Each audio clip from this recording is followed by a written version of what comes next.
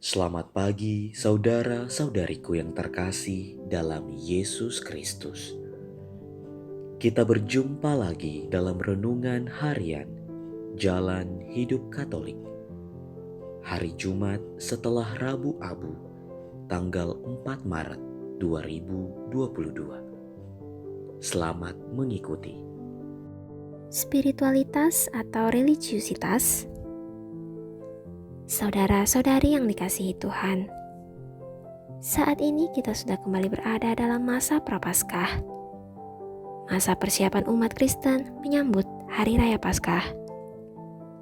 Pada masa Prapaskah, umat Kristen menjalankan ritual puasa dan berpantang kemewahan tertentu dalam rangka meneladani Yesus Kristus saat berpuasa di padang gurun selama 40 hari.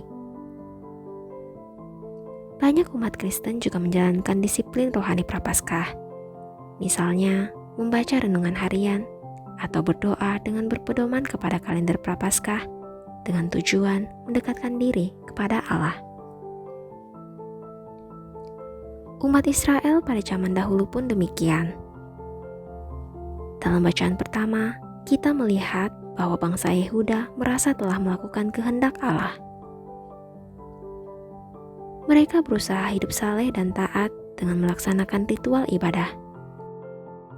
Namun Allah memberitahu bahwa mereka melakukan kekejian di depan matanya. Allah menghendaki puasa yang membebaskan mereka dari belenggu kelaliman, supaya mereka menjadi orang-orang yang rendah hati. Allah menghendaki ibadah yang membawa perubahan diri dan berdampak nyata dalam kehidupan umat. Karena saat itulah umat menjadi terang dan berkat bagi orang lain. Di dalam bacaan Injil pun demikian. Tuhan Yesus kembali menekankan inti berpuasa yang sesungguhnya.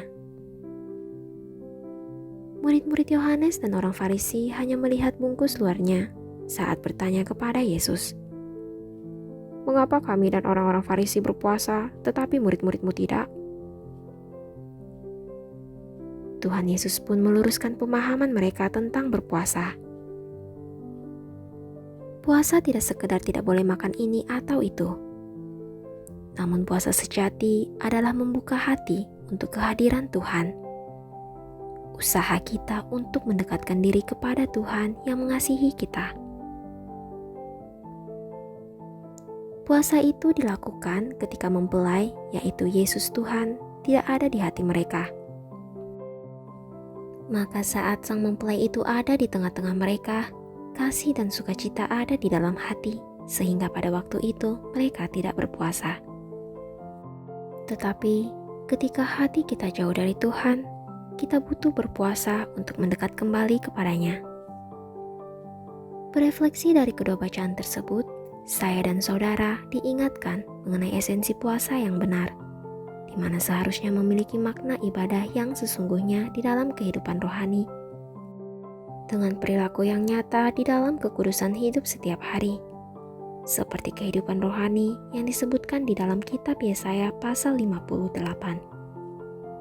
Membuka belenggu-belenggu kelaliman, melepaskan tali-tali kuk, memerdekakan orang yang teraniaya dan mematahkan setiap kuk, membagi roti bagi orang yang lapar.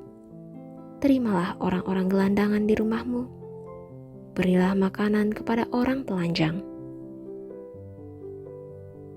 Makna puasa adalah juga tentang merendahkan diri, mengintrospeksi diri atas dosa-dosa, melakukan hal yang berkenan kepada Tuhan, dan memperlakukan orang dengan kasih Tuhan. Karena Tuhan tidak mementingkan formalitas keagamaan, tetapi Ia berkehendak supaya kita mewujudkan kehidupan spiritualitas. Semoga demikian. Amin. Terima kasih. Kita baru saja mendengarkan renungan harian Jalan Hidup Katolik.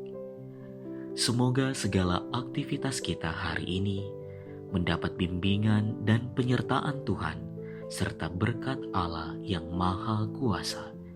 Dalam nama Bapa dan Putra dan Roh Kudus. Amin.